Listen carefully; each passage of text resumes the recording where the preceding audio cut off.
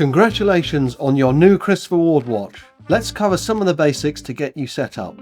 As well as your watch, inside your box you will find a polishing cloth, some stickers, your warranty card and the owner's handbook, as well as details about the Christopher Ward 60/60 guarantee. If you have purchased any additional straps with your watch, they will be included in the box.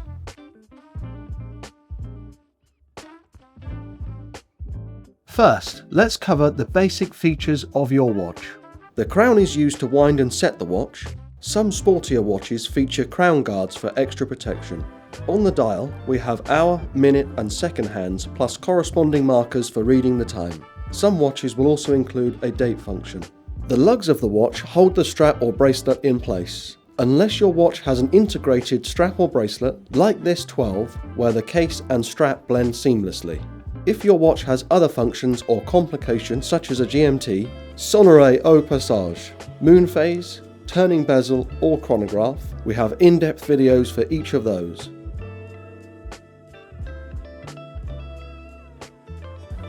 A mechanical watch doesn't need a battery as it's powered by a spring, and that spring needs winding. The crown is used for both winding and setting a mechanical watch. Even automatic watches that wind themselves with the wearer's motion will need winding manually to get them started when they've completely run down. To wind your watch with the crown, you first need to identify if it is a screw-down crown. Screw-down crowns add extra water resistance by sealing the watch from water. If the crown doesn't turn clockwise freely, unscrew it counterclockwise. When the crown is unscrewed, it can be turned clockwise to wind the watch. Watches without screw-down crowns can be wound without unscrewing. It's useful to know whether your watch is automatic, also called self-winding or hand-wound, as well as the amount of time your watch will function before running out of power, known as the power reserve. These are listed in your owner's handbook and on our website. The power reserve is typically 2 days or more. The wearing of an automatic watch will prolong its operation by winding it with your motion. Wind your automatic watch 30 to 40 times from empty to ensure smooth running. A hand-wound or manual watch, one that's not automatic and self-winding, will need winding by hand before it runs out of power at the end of its power reserve. Some hand-wound watches can be overwound, so take care to recognise when it's fully wound so as not to overwind it.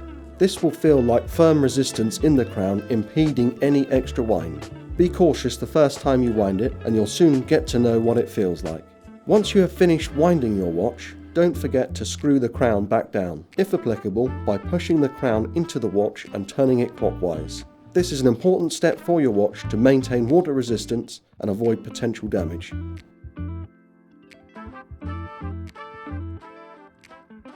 Setting the time is quick and easy. First, pull the crown out. If your watch has a screw-down crown, you'll need to unscrew it first.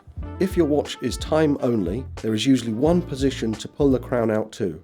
If your watch has a quick set date feature, you'll need to pull it all the way out to the furthest position. Most of our watches will hack when the crown is pulled out, which means the watch will stop running. Don't be alarmed, this is to allow more accurate setting against a reference time. Turn the crown to set the hour and minute hands to the correct time. If you want to set the time to the second, we recommend pulling the crown to hack the seconds hand when it reaches 60. Once you have set the time, push the crown back in and you'll see the watch running again. Don't forget to screw the crown back down if applicable.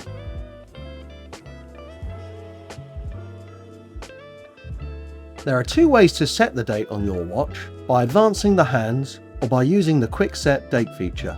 If your watch has a screw-down crown, you'll need to unscrew it first. To change the date by advancing the hands, pull the crown out to the furthest position. Turn the crown to advance the time and the date will change when the hands pass midnight. The quick set date feature exists to quickly change the date without having to adjust the hands. To use the quick set date feature, pull the crown out once, turn the crown to cycle through the date. Most watches only allow you to advance the date forwards and not backwards. Do not attempt to change the date using the quick set date feature when the watch is set between 8 PM and 2 AM, as it can cause damage to the movement.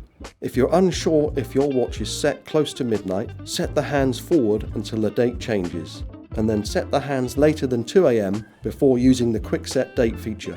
Once you have set the date, push the crown back in. Don't forget to screw your crown back down if applicable.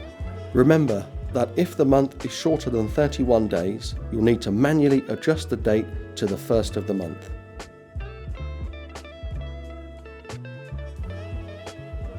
As long as it's kept wound, your watch should operate within a specified set of timing tolerances. Most of our watches are regulated to run between +20 and -10 seconds a day. If your watch is chronometer certified, then it will run at an improved tolerance of between +6 and -4 seconds a day. You'll know if your watch is chronometer certified as it will say on the dial and in your owner's handbook. If your watch has a date, the date can begin changing from 8 PM and might not complete until 2 AM. It may also not appear to move until the date flips at midnight. Both are normal depending on the specific movement. If you have any further questions or need more help, you can find all our video guides on our website.